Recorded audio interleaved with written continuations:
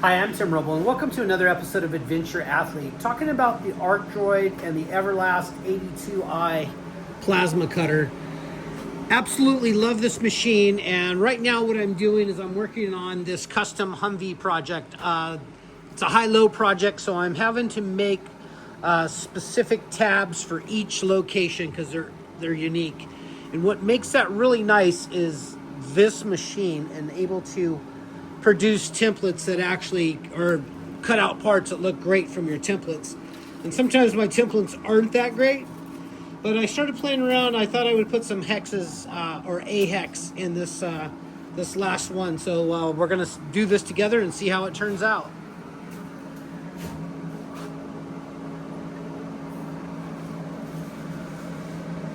First thing it's gonna cut is a 550 hole.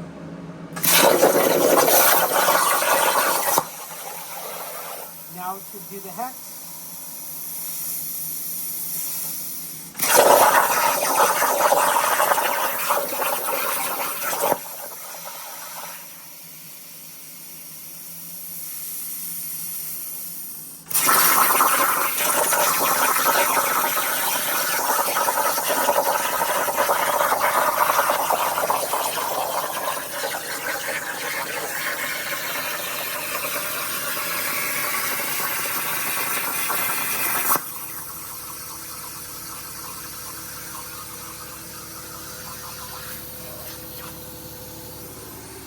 Let me grab that air compressor, but just like that, just simple to get apart.